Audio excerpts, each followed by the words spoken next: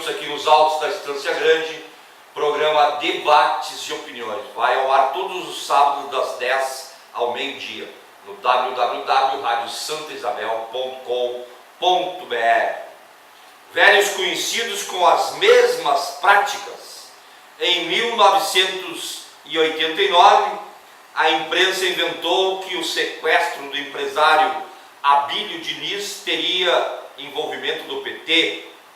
Há 25 anos você vê a imprensa inventando mentiras para tentar evitar que o PT vença eleições. E agora, de novo, Lula é atacado, é injustiçado, é condenado sem provas. E essa semana, como a gente iniciou falando aqui, vai haver um julgamento de um recurso da defesa de Lula, e é aqui na 4ª região. Lula já foi condenado por ter um triplex, um apartamento que não é seu, que não está no seu nome. Esse apartamento está no nome de uma empreiteira, e essa empreiteira deve, e a juíza, uma das juízas, já colocou o apartamento em leilão para pagar a dívida da empreiteira. Mas Lula foi condenado por ser dono desse apartamento que está no nome de outra pessoa. Se isso dá para a gente entender, né, como normal e como legal, cada um faça o seu julgamento. Então a gente trouxe um áudio aqui para você ver se você consegue entender um pouquinho sobre o que é, né? O que é esse julgamento agora do dia 24 aqui na cidade de Porto Alegre. Vamos ouvir esse áudio. Precisamos falar sobre o dia 24 de janeiro de 2018. Nesse dia acontecerá o julgamento de Lula pelo Tribunal Regional Federal em Porto Alegre, e tem coisas muito estranhas acontecendo que a gente precisa conversar. O que está em jogo não é apenas a condenação ou a absolvição de Lula, é a democracia, é a nossa vida. O risco disso para a democracia é enorme, porque completamente indevido que um candidato seja julgado como a pessoa e não por o que ele fez e ser retirado do jogo democrático. Mas antes de falarmos dos interesses políticos acerca desse julgamento, temos que discutir que provas estão sendo usadas contra o ex-presidente. Se você procurar no Google, vai encontrar várias matérias e reportagens compilando todas as provas. Clique e leia você mesmo. Acusam Lula de ter recebido o tal triplex como lavagem de dinheiro e corrupção passiva em troca de favorecer a OAS em 3 contratos da Petrobras. Note, não há prova alguma. Tenho desafiado as pessoas a mostrarem uma única prova. Eu não peço 2, eu peço uma única prova. A certeza de Moro vem apenas do depoimento de Léo Pinheiro da OAS, que diz que reservou o triplex a Lula. Porque o apartamento da família seria o triplex. Como ele é réu no processo, não tem o dever legal de falar a verdade. E dizer por dizer, tá todo mundo dizendo alguma coisa, né?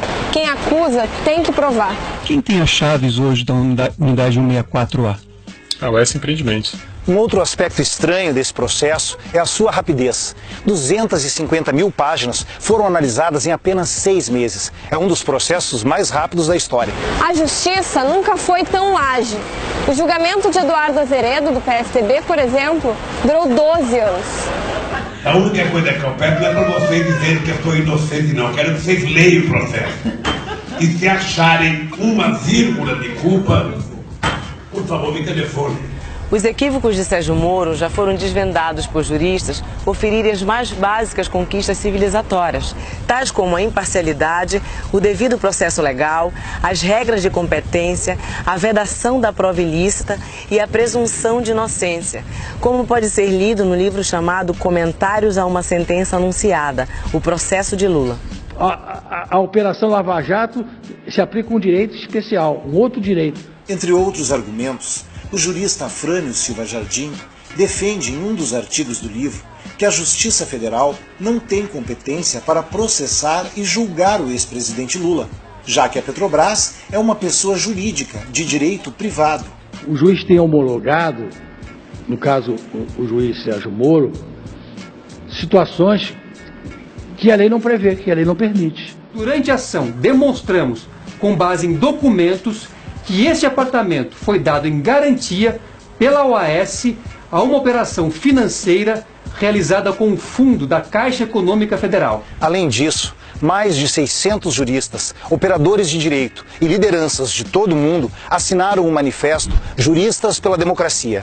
A carta pede para que a comunidade jurídica do mundo volte sua atenção para o que está acontecendo no Brasil, desmistificando os vícios de competência de Moro, o uso de normas do estado de exceção por parte do Poder Judiciário e denunciando a prática de lawfare, termo que designa o uso do sistema jurídico para realizar perseguições políticas. Existem 2 projetos de sociedade em disputa. O primeiro, organizado pela elite, para concentrar riqueza e poder entre poucos. O segundo, distribuir renda e promover a justiça social, defendido por trabalhadores e movimentos.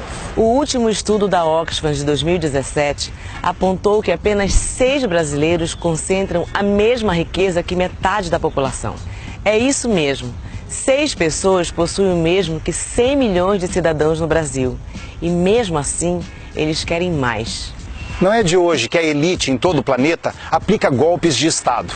Só do início do século XX até aqui, já somamos uma centena de golpes. Antes eram militares, agora são jurídicos, políticos e midiáticos. O método é antigo.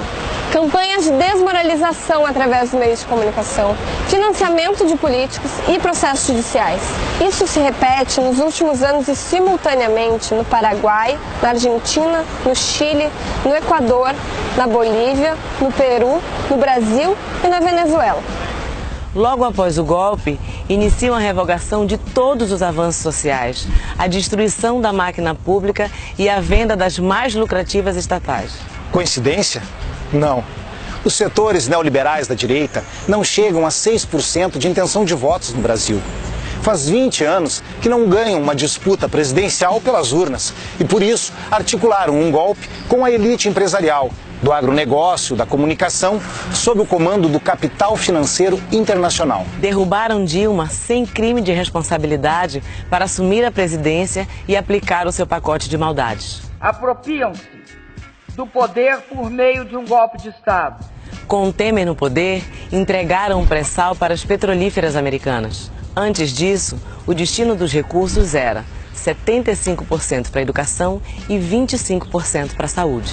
Aprovaram a Emenda Constitucional 95, que congelou gastos primários da União por 20 anos.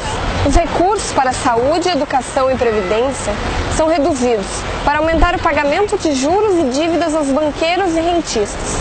Aprovaram a terceirização sem limites, reduzindo empregos e aumentando a exploração do trabalho. Depois aprovaram a contra-reforma trabalhista, que retirou mais de 100 direitos dos trabalhadores, rasgando a CLT. O Brasil caminha cada vez mais para a modernidade. Para concluir a destruição do país, querem aprovar a contra-reforma da Previdência, que aumenta os pré-requisitos para a aposentadoria e diminui os benefícios para os aposentados. Tirar Lula da eleição é a nova etapa do golpe. Uma condenação sem provas não é justiça, é perseguição política. E tudo isso está sendo feito às pressas, não para combater a corrupção, mas com a finalidade de impedir a sua candidatura, que nos últimos meses cresceu de 20% para até 45% nas pesquisas de intenção de voto. Ontem foi Dilma, hoje é Lula. E amanhã eles se sentirão ainda mais livres para tirar do seu caminho qualquer um que desvie dos seus interesses. Essa solução mais fácil era botar o bichão. Não se trata de amar ou odiar o ex-presidente. É prezar pelo seu direito de concorrer. É pela democracia. É pelo Estado democrático de direito. Se não querem que eu seja candidato, vá para a urna votar contra. Não é por acaso que os olhos do mundo estão voltados para o Brasil no julgamento em Porto Alegre. A decisão poderá mudar os rumos do país e da América Latina, e quiçá do mundo. Isso tudo estará em disputa no dia 24 de janeiro de 2018 em Porto Alegre. A história não absolverá quem condenar o inocente. Pela democracia, juristas contra o golpe. Pela democracia, juristas contra o golpe. Não, não, golpe não.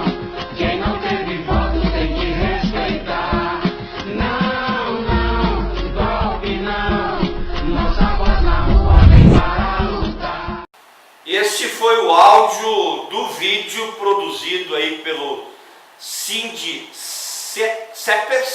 sindicato, que está divulgando esse resumo, né, que diz muito bem o que está acontecendo na política, não só no Brasil, mas na América do Sul todinha. Todos os governos populares e democráticos estão sendo atacados ou já foram atacados, como na Argentina e no Paraguai. E eu quero chamar a atenção dessa questão do lawfare, né, que as pessoas às vezes não sabem muito bem, e a gente não sabe com certeza muito bem, mas é uma arma de guerra que os Estados Unidos usam para destruir nações adversárias, né, na disputa pelo poder econômico. E o Brasil está entre essas nações. Primeiro, pela sua riqueza em petróleo, depois em minério e depois pela sua riqueza política.